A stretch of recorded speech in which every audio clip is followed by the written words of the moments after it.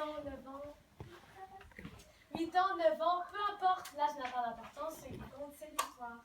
Une fille ou un garçon? En principe, dans l'histoire, le petit poussé n'a que des frères, mais si tu veux, il faut aussi avoir des sœurs. Si j'ai le choix, je préfère être une sœur. J'ai pas envie de jouer le rôle d'un frère. Moi aussi, d'être une sœur. Bon, ça va. Même si je suis une fille, je veux bien jouer le rôle d'un frère. On ne va pas en faire un fromage. Bon, c'est pas fini vos histoires de frères et sœurs. On peut continuer l'histoire? Il a raison. Arrêtez de vous interrompre. On est gens. Le frère et sœur du petit poussé. Maintenant que tout le monde se connaît, on peut entrer dans l'histoire. Un soir, alors que les enfants étaient couchés, le bûcheron et la bûcheronne étaient en grande conversation.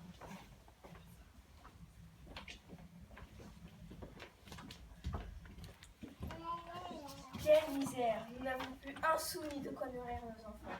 Comment veux-tu que l'on fasse? Plus personne ne veut nous faire crédit. Écoute, bûcheronne, j'ai beaucoup réfléchi. Si nous ne voulons pas voir nos enfants mourir de faim devant nos yeux, il faut les perdre dans la forêt. Perdre les enfants dans la grande forêt? Mais tu es devenu fou. C'est ça ou la famine. Ça ou la famine?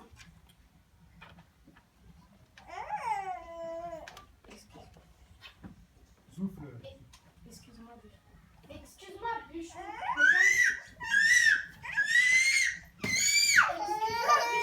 Mais jamais une vraie mère et un vrai père n'abandonneraient leurs enfants dans une forêt. Peut-être, mais dans l'histoire du petit poussé, il les abandonne. Oui, bah moi, j'ai pas envie de les abandonner. C'est l'histoire, le bûcheron et la bûcheronne perdent leurs enfants dans la forêt. C'est écrit. Si tu refuses de le faire, on ne peut pas continuer l'histoire. N'empêche que moi, quand je serai une maman, jamais j'abandonnerai mes enfants dans une forêt. Qu'est-ce que je fais? Ben, tu pleures. Oh, arrête de chialer.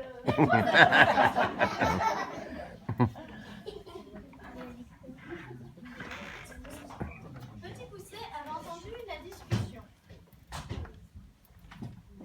Je dois absolument trouver une solution pour que mes frères et moi puissions retrouver le chemin de la maison.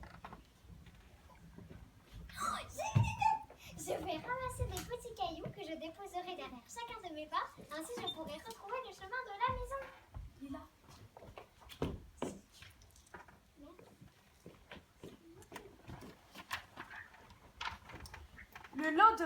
Le lendemain matin, le bûcheron et ses enfants se mirent en route. Dans les bois, tant que les loups pas. Si le loup qui était, il nous aurait déjà mangé. Pendant que je vais aller choisir un arbre à couper, allez donc ramasser du bois pour faire des fagots, les enfants. Je vous attendrai ici. Oui, c'est un panier, oh non, j'en ai trouvé 12. Moi, j'en ai trouvé 3. Moi, 5.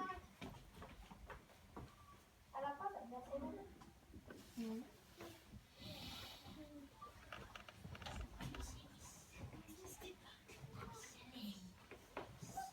Où est notre père? Je sais pas. Papouni!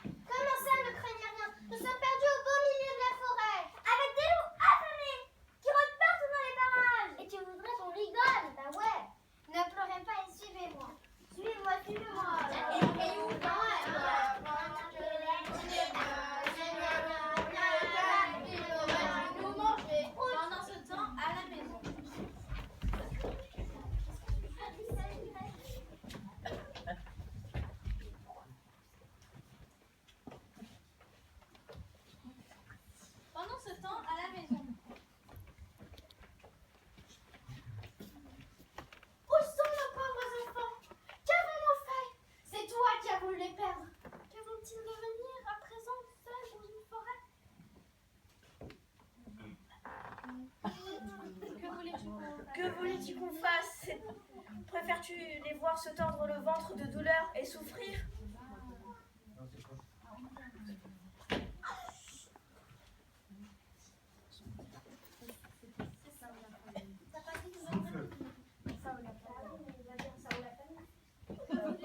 Que voulais-tu qu'on fasse? C'était ça ou la famine? Ça ou la famine? Mais maintenant on a de l'argent, t'as retrouvé du travail. On peut faire des courses, manger des cacahuètes, enfin je sais pas moi. C'est vrai, mais on ne pouvait pas savoir. T'inquiète, demain j'irai les chercher à l'endroit où je les ai abandonnés. Petit poussin, intérêt à les retrouver.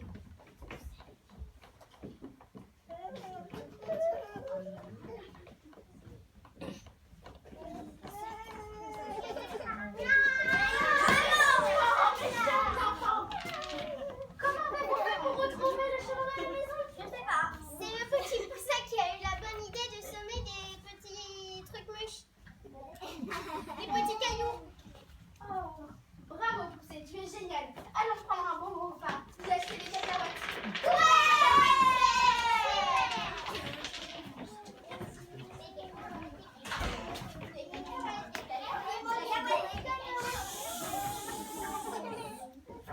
Hélas, un mois plus tard, le bûcheron et la bûcheronne se retrouvèrent dans la même situation que la dernière fois. Plus un sou en poche. Plus rien dans le garde-manger. Après une longue discussion, ils décidèrent à nouveau de perdre les enfants. Petit Poussé avait entendu la discussion. Je vais aller chercher des petits cailloux. Zut, la porte est fermée à clé. Tiens, là. Tant pis. Tant pis. À défaut de cailloux, ce vieux morceau de pain fera bien l'affaire.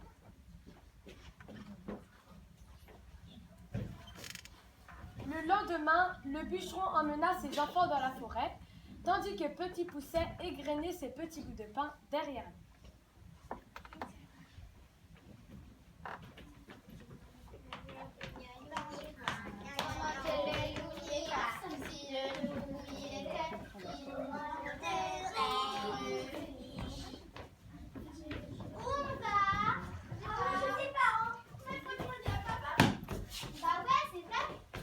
Les enfants, ça vous dirait une partie de cache-cache? Allez vous cacher, je compte jusqu'à 100. Ok. 1, 2, 3, 4, 5, 6, 7, 8, 9, 10, 20, 30, 40, 50, 60, 70, 80, 90, 100.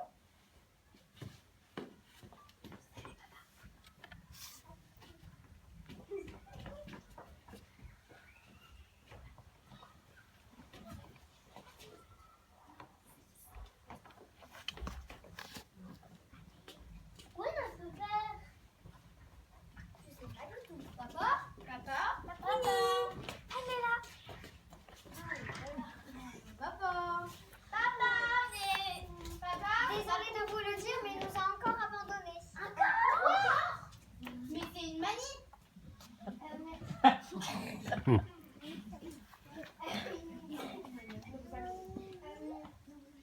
Ne vous inquiétez pas, j'ai semé des petits bouts de pain qui nous aideront à retrouver notre chemin. Pas mal. Ouais, super. Allons-y. C'est pas vous. Ah ouais, franchement, 10 sur 10. Seulement, Petit Poussé fut bien surpris de constater qu'il n'y avait plus une seule miette de pain sur le chemin.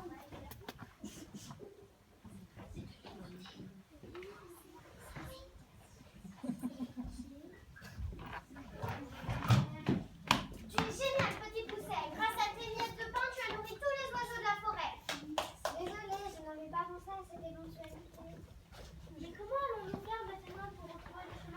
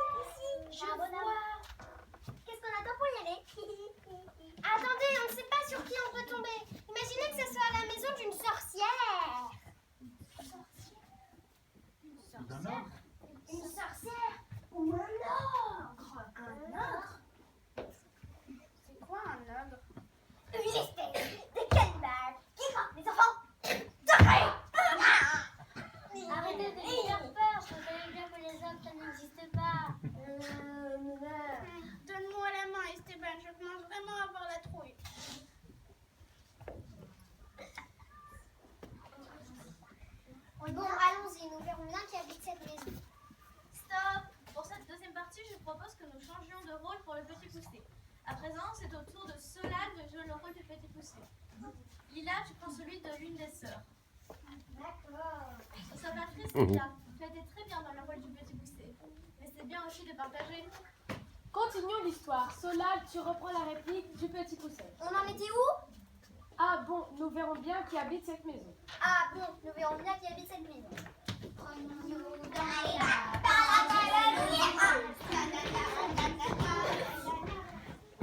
Stop, stop, stop. Bonjour madame. Bonjour les enfants, que voulez-vous? Nous sommes perdus dans la forêt madame. Et nous avons froid, nous avons faim. Et nous avons peur aussi. Et nous sommes fatigués, très fatigués. Hélas mes pauvres enfants, vous ne savez pas dans quelle maison vous êtes tombés. Non, mais je sais que vous avez jamais dit. Vous êtes tombés dans la maison de l'ogre. Manquez plus que ça, Esteban. Je croyais que les ogres n'existaient pas. Seulement dans les histoires, pas dans la réalité. Pas vrai, Alma? Au cas où tu ne l'aurais pas remarqué, nous sommes dans l'histoire. Alors fais comme si les ogres existaient, s'il te plaît, sinon on ne va pas s'en sortir. Vous êtes sûre, madame, que nous sommes bien tombés dans la maison de l'ogre? Puisque t'as des poulets. Et même que je commencerai par toi, Esteban. Arrête, Timur, ce n'est pas encore à ton tour de rentrer en scène. Mais m'énerve aussi. Oui, mon petit, vous êtes bien tombés dans la maison de l'ogre. Non, mais c'est pas vrai. Voulez-vous quand même nous héberger, madame, au moins pour cette nuit? Vous n'aurez qu'à nous cacher dans un endroit sûr où l'ogre ne pourra pas nous trouver. Dans le four, par exemple, c'est une bonne cachette. Ça va pas, non? Et pourquoi pas directement dans son assiette pendant que tu y es? T'as une meilleure idée? Bah non. Vous n'avez pas un petit placard à balai? Par hasard? Attendez, j'ai peut-être une idée. Je vais vous cacher sous le lit de mes 7 filles. Elles dorment à cette heure-ci. Donc surtout, ne faites aucun bruit. Si elles s'apercevaient de votre présence, ces petites pestes n'hésiteront pas un instant à vous dénoncer à leur père. Petite peste! Mes filles sont pires que leur père. Si vous saviez ce qu'elles me font endurer, des petites filles qui ne pensent qu'à faire le mal. Allez, on y va. La partie.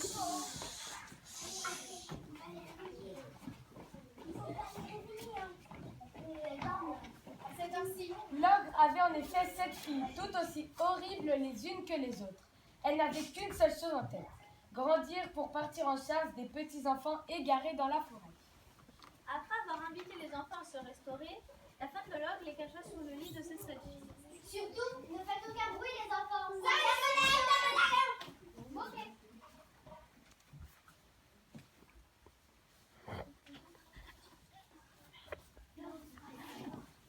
L'homme, frappe à la porte.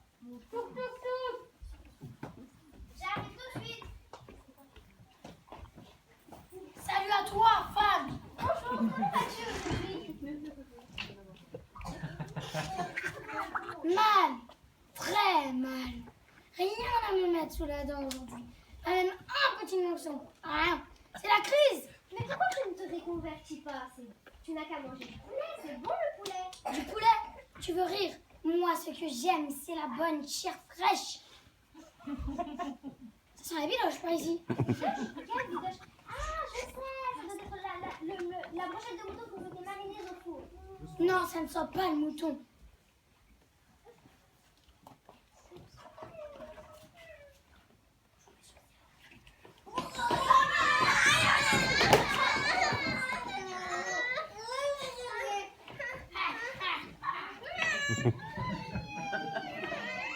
Alors c'est ça que t'appelles une brochette de mouton? Je voulais te faire une surprise, écoute, les marinés pour demain avec un bon gratin dauphinois. Très riche. En voilà une bonne idée. Je pourrais pas goûter un ou deux petits morceaux avant? Lâche-la, je te dis, c'est pour demain. Dommage. À demain les enfants. À demain, monsieur! Comment allons-nous faire? Nous n'allons pas nous faire dévorer ainsi, ça c'est sûr. Je ne sais quoi vous dire, les enfants. L'ogre ferme toutes les portes pendant la nuit. Au cas où mon mari se réveillait, je vais déplacer délicatement les filles de leur lit et je vais délicatement déplacer les filles de leur lit et les mettre dans le garde-manger. Ainsi, vous pourrez aller dans leur lit. Super. Ah, bonne idée. C'est pas bien, c'est même si pas bouffé.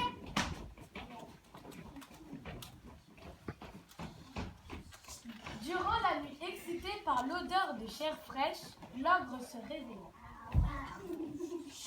Je ne peux avec cette odeur de bidoche qui me chatouille. Ça m'empêche de dormir. Tant pis pour la marinade. Vite au garde-manger. À peine entré dans le garde-manger, l'ogre se jeta sur ses filles et les dévora d'un seul coup, squelette compris.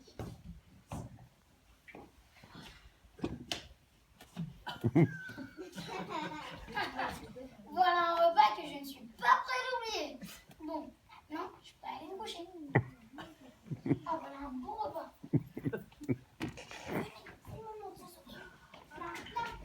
Je sais quelque chose, petit poussé. Tu dis quoi, mon plan, il est parfait, ok? Quand l'ogre se réveillera et qu'il s'apercevra de la supercherie, il aura topé de vous rattraper avec les bottes de sa queue. Les bottes de cette Dieu, c'est quoi? Et oui, l'ogre possède des bottes qui peuvent lui faire parcourir des kilomètres et des kilomètres en quelques secondes. Attendez, ça me donne une idée. Et si on s'embarrasse de ces bottes pour nous sauver? On s'accroche tous dessus et adieu la Roumanie. On dégage tous ces bottes au pied de son lit. Ok, je m'en charge. Suivez-moi.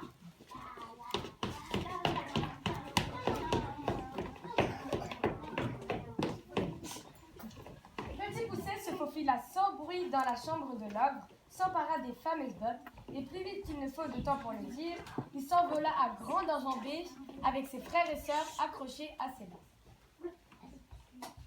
Le lendemain, lorsque l'ogre s'aperçut de la supercherie, il poussa un horrible cri de rage.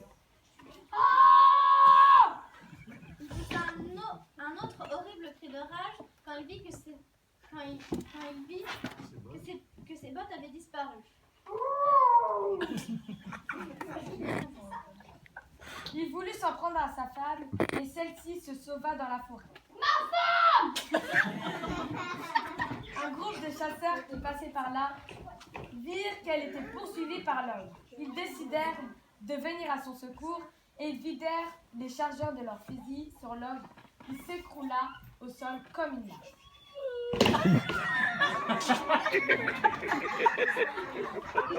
Pendant ce temps, à la maison des bûcherons,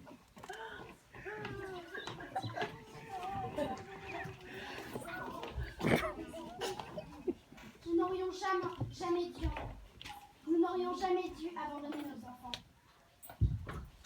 Comme je le regrette, surtout que j'ai retrouvé du travail.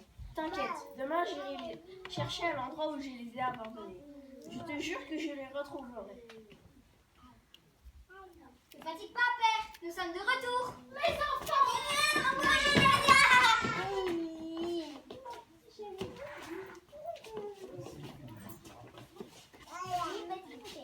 Ici finit l'histoire du petit Ici Poucet. finit l'histoire du Petit Poucet.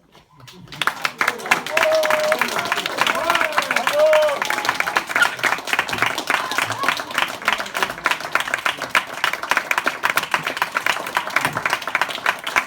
beaucoup.